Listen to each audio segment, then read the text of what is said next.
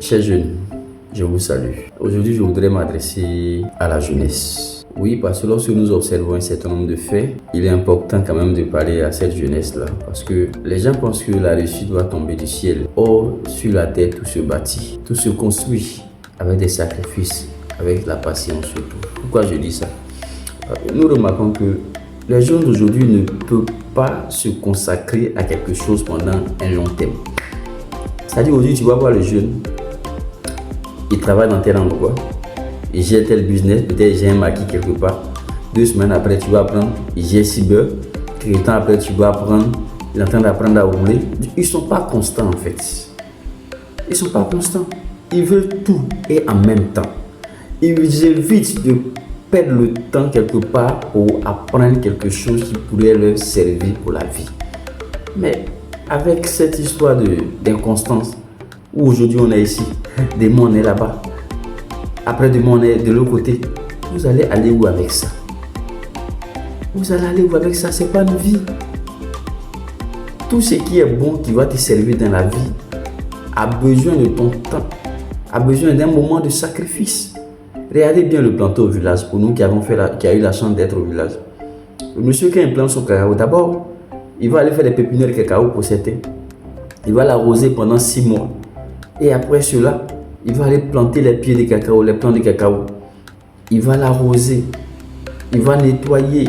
Et pendant la saison sèche, il y a des pieds qui vont, qui seront, détruits par la sécheresse. Les rongeurs également. Mais le planteur va venir replanter dedans. Il va nettoyer, entretenir. Au bout de 6 à 7 ans, pour que le petit arbre qu'il a planté lui donne maintenant de l'ombre. Des fruits. Alors, mais regardons ces exemples-là que Dieu nous donne. C'est-à-dire que rien n'est spontané. Pourquoi vous voulez tout en même temps, au point où vous n'avez pas le temps de vous consacrer à quelque chose de réel? À 30 ans, vous êtes encore dans ça? Non. À 25 ans, 30 ans, il faut se consacrer à quelque chose. Si c'est l'école qu'on veut vraiment partir, il faut bien s'y consacrer.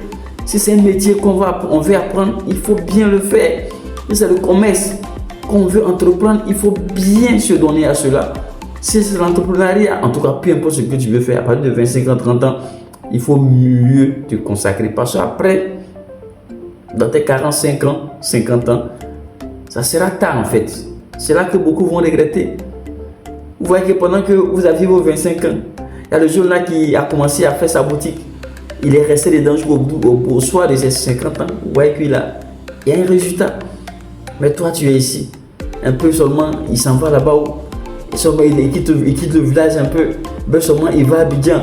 Ben seulement, il va chez tel oncle. Ben seulement, il revient au village. Donc, il ne prend pas le temps pour se consacrer, pour construire quelque chose.